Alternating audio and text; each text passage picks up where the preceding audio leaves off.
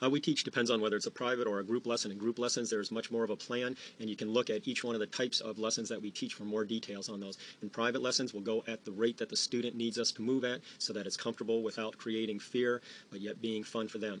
We'll discuss any goals. A lot of times they don't have goals, and so it's up to us to decide what to do. However, there are times when there are some very unrealistic goals that parents will want you to teach a 6-year-old how to make parallel turns on black terrain so they can ski with them. And then there's also the motivation issue. Some kids don't want to be taking a lesson or don't want to even be skiing, while other kids are really excited and want to get to the top of the hill as soon as they can. The first thing we'll start to do is evaluate right away, and even if it's a beginning lesson rather than a high-level lesson, you can tell an awful lot about how well a kid's going to be able to do by just how well they can walk and move around initially.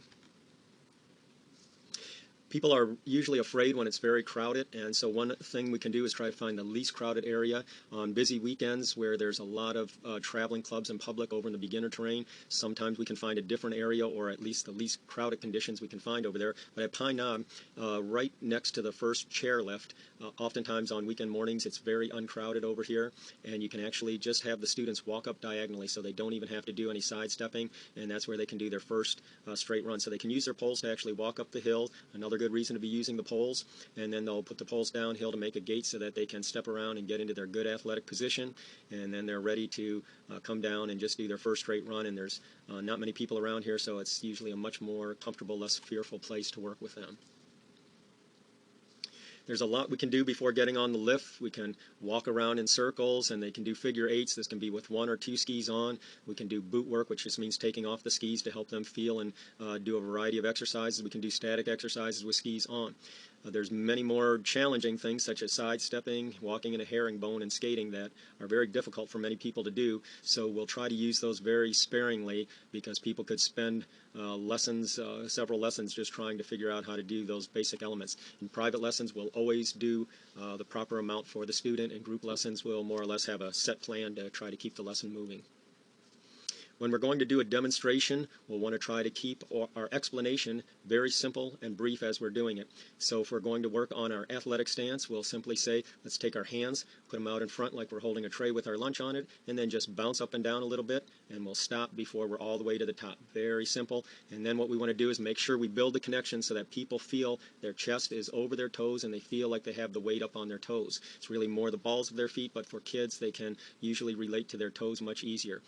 Then if you're paying attention, you're able to give feedback right away, and that's the second part of teaching, not just giving the demonstration with a simple explanation, but then making sure that they're doing it and you're able to either provide help or feedback right away as it's happening.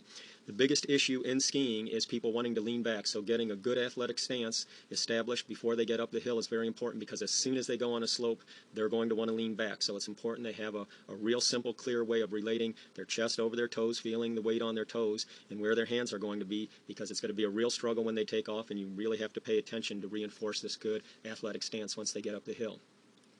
Whether it's a private, semi-private, or group lesson, once you're sure they can get on the carpet and they have the spacing right, you can go up and take your skis off so that you're ready when they get up to the top.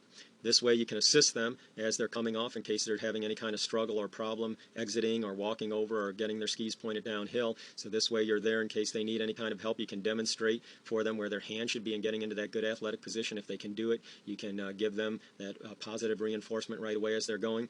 But if there's some kind of a difficulty where you actually might have to give them more help by positioning their hands, or maybe they can't make a wedge, go down there and help position them. It's very important not to let people take off if they can't make a wedge and they can't get into that good athletic stance. So take the time right now to set them up for success.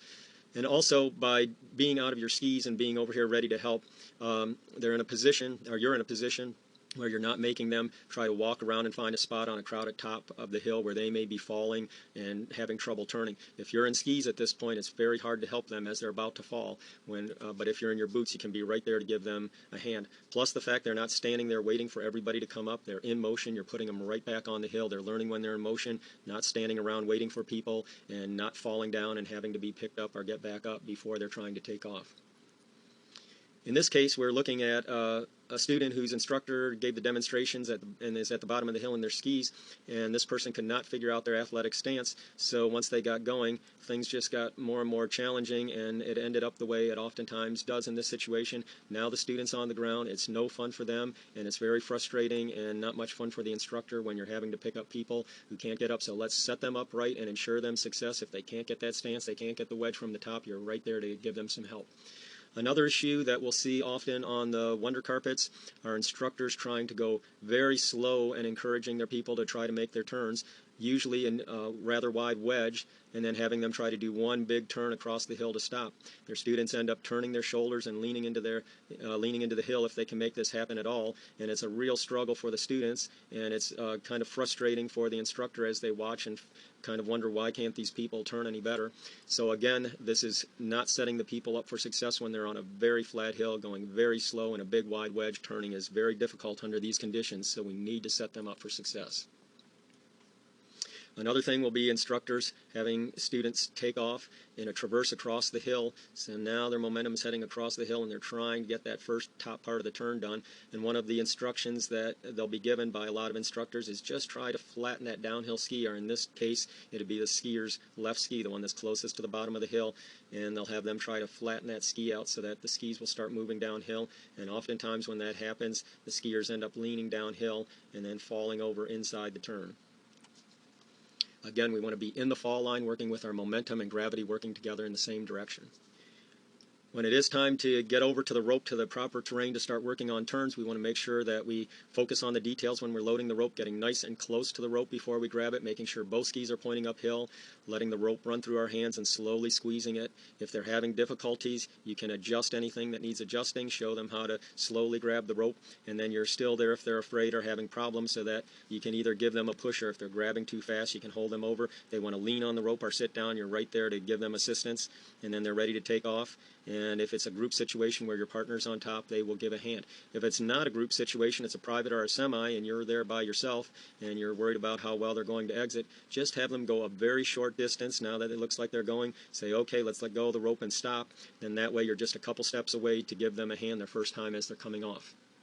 If you're the person working on top, exiting the rope, you want to make sure that you don't reach out, especially if the student reaches out a hand and wants some help and you're going to grab their arm and try to get them off. That will only put them in a difficult balancing position.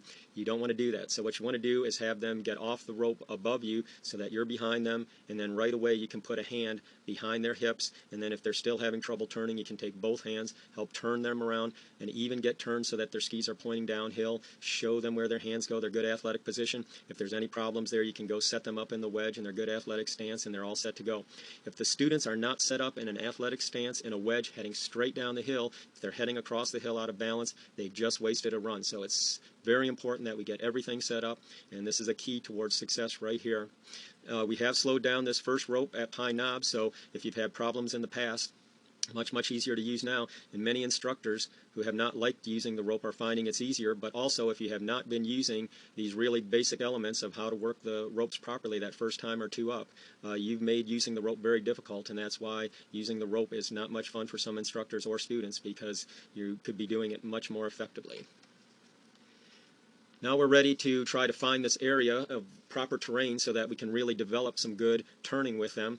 And of course we can do a lot of things over here before adding any kind of terrain. We can work on different ways to turn. We can have them point their toes one way back at the lodge, then the other way, or we can have them push on one toe and then the other toe, and we can have them do combinations of that, so they turn and push or push and turn, and then try big turns and little turns, specific numbers. Give me 3 little turns and 3 big turns. So right there we have 6 exercises that we can do, or 6 different points to focus on before we go any higher on the hill. It's important to take the time in the right terrain, and many people are trying to rush up the hill before they're really developing any abilities in the student. The other thing you can do is go ahead and work exercises in this lower terrain area. And so if you're going to do an exercise, in this case we'll have them try touching their hand to their knee as they're pushing on the toe. We'll have them practice that statically here, so that they'll take their hand, touch it to their knee as they're pressing down on their toe. So you can think push and touch, push and touch. They practice it statically. You make sure that they're doing it, and then they can do it. But as they take off again, you're always saying, give me that good athletic stance and give me some speed before we try to do it. This is the prerequisite. If they cannot get into an athletic stance and get some speed going, anything you try to do in terms of different ways to turn or exercises will be very difficult. So you have to make sure that you're there getting these prerequisites right before you can play around with different ways to turn and exercises. So there's the hand to the knee as they're pushing on the toe. So push and touch, push and touch. You want to be actually able to see your students starting to look like they're getting close to an athletic stance and starting to ski using their feet, whether they're turning their feet or they're pushing on their toes, before we try to go at all any higher up the hill. And even if they're struggling to get to the level where this student is at, we can go ahead and spend more time here doing exercises before we start moving higher. An exercise that we might do with them is just putting their hand down on their leg by their pocket and just imagining that they're sliding their hand down towards their knee as they're pushing on their toe. So they're thinking slide and push to make the turn, and then they'll stand up and they'll try it on the other side. This exercise can be used at intermediate and advanced levels. They can focus on either flexing their ankle as they are sliding their hand down, or they can think pushing on their toe as they're sliding their hand down. But as you see, this is the fundamental drill for developing tipping or angulation and ankle flex. So this can be used in uphill Christies at upper levels, and it can also be used when linking turns at uphill levels to try to keep that progressive tipping and ankle flex. And you can have kids maybe count 1, 2, 3 as they're doing it. Kids can sometimes imagine that they have their hand in their pocket and they're trying to dig way down to the bottom of a deep pocket. 1, 2, 3, reach down as you're pushing on the toe. They can also, again, starting off in their good athletic stance and building their speed, they can just try bouncing on one toe, bounce, bounce, bounce to go through a turn, and then stand up and try the other toe. So now it's the right toe, stand up, left toe, bounce, bounce, bounce on the left, stand up, bounce, bounce, bounce on the right, stand up, bounce, bounce, bounce on the left. Very shallow little turns, just a quick little bounce, bounce, bounce on the toe. They can go ahead, again, good athletic stance, and getting some speed build up with their little narrow wedge, and this time it's just going to be a rapid push, right toe, left toe, right toe, left toe. So it'll be right toe, left toe, right toe, left toe to make these quick little turns. Sometimes just changing the pace of the movements makes a big difference in terms of whether or not they can start to make their turns.